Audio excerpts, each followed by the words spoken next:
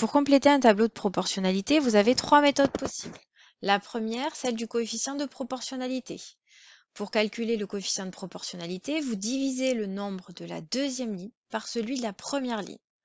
Ensuite, vous avez la méthode additive qui consiste à additionner ou à soustraire deux colonnes du tableau pour en former une troisième.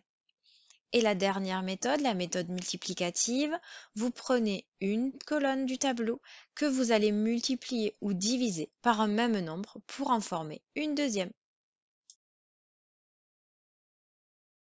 Voici une situation de proportionnalité où le nombre de DVD achetés est proportionnel au prix. Ce qui veut dire que si le nombre de DVD achetés est doublé, le prix va aussi doubler. Les deux grandeurs vont évoluer de la même façon. Alors, je sais que 2 DVD coûtent 21,20 € et je veux calculer dans cet exemple le prix de 7, 9 et 10 DVD.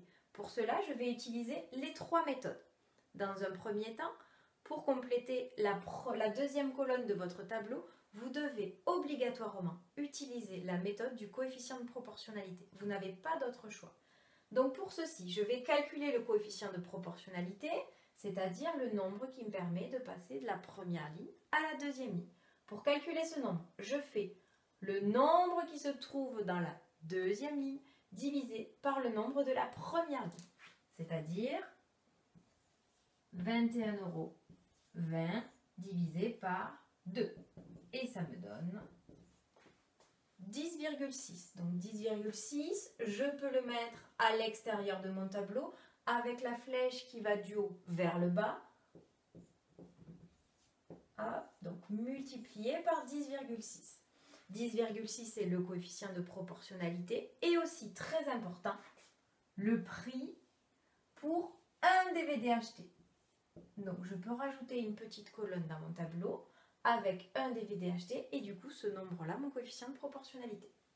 Une fois que j'ai calculé le coefficient de proportionnalité, j'ai presque terminé parce que pour calculer le prix de 7 DVD, je vais faire 7 multiplié par mon coefficient de proportionnalité, c'est-à-dire 10,6.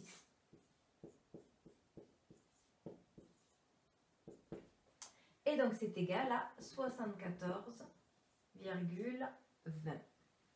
Le prix de 7 DVD. Pour calculer le prix de 9 DVD et de 10 DVD, je peux aussi utiliser le coefficient de proportionnalité.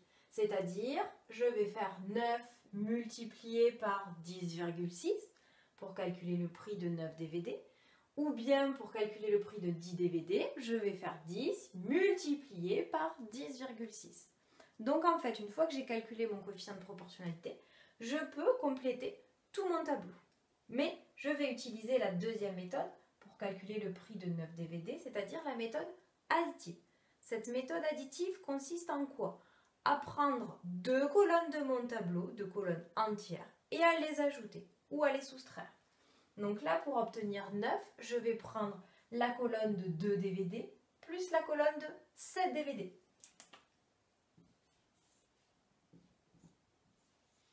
Hop, donc je vais ajouter ces deux colonnes.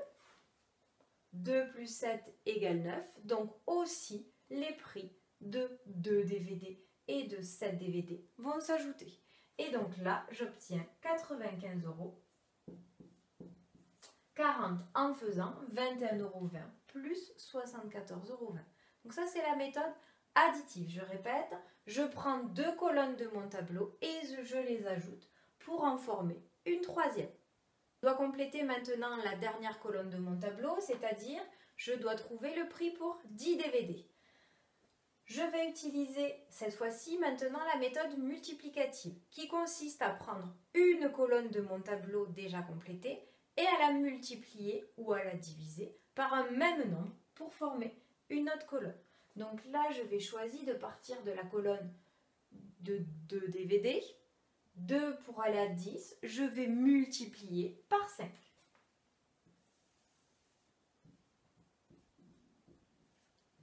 Donc si le nombre de DVD a été multiplié par 5, le prix aussi va être multiplié par 5.